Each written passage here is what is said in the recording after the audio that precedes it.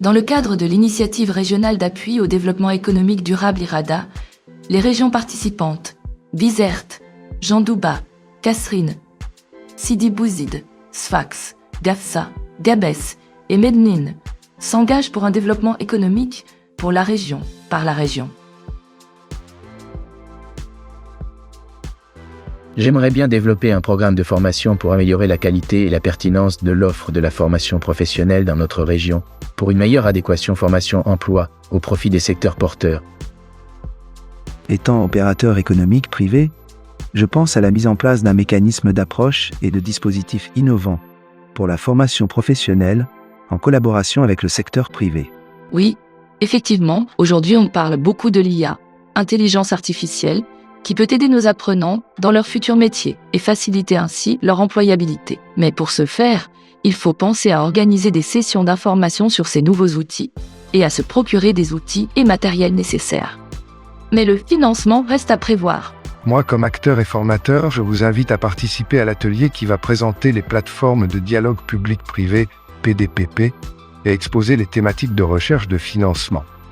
Suivez-moi. L'atelier est juste là sur la droite.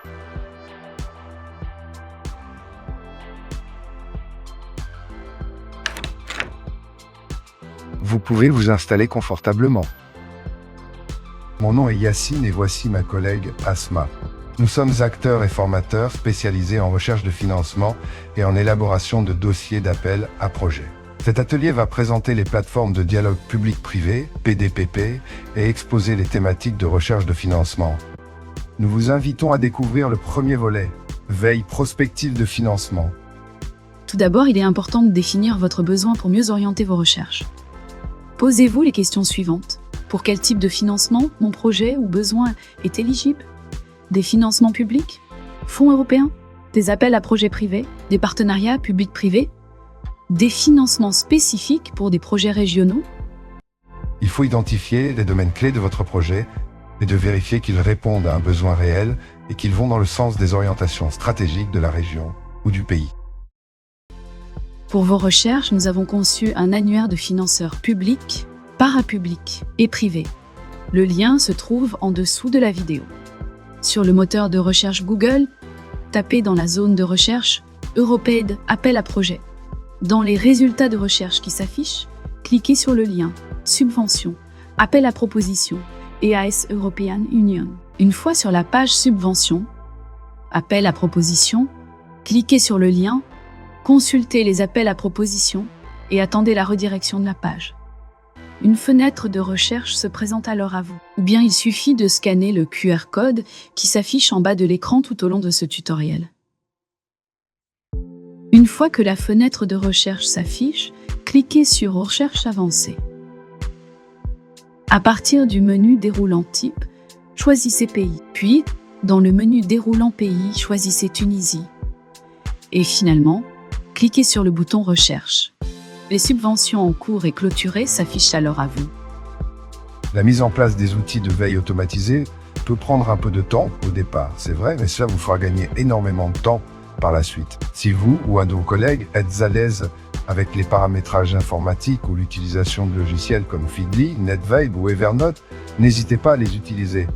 Et si vous désirez apprendre à maîtriser ces logiciels, je vous propose ce tutoriel sur Evernote et NetVibe.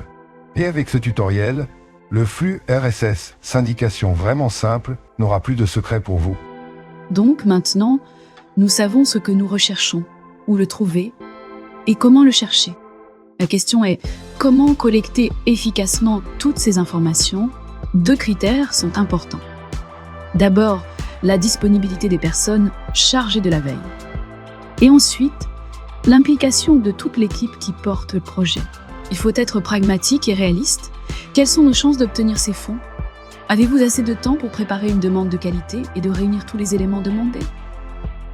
Est-ce que l'agenda le permet ? Les montants proposés nous permettront-ils vraiment de réaliser un projet durable avec impact ? Faites une liste des financements qui répondent au mieux à vos besoins et pour lesquels votre projet est en adéquation. Réaliser un tableau de bord vous permettra de centraliser et actualiser vos informations en temps réel. Et si vous utilisez des outils collaboratifs comme Drive, Sheets ou Team, Vous pourrez y associer toutes les parties prenantes du projet. Partagez votre sélection d'opportunités, d'abord avec vos collègues en interne, services financiers, direction des projets par exemple. Stockez précieusement les informations collectées et les financements sollicités pour construire une base de connaissances. Cela vous facilitera la préparation de vos prochains dossiers de demande de financement et vous permettra de tirer profit des leçons apprises. Notre session de ce jour se termine. Nous vous remercions d'y avoir assisté et espérons vous voir très bientôt pour aborder la thématique de montage de projets de demande de financement.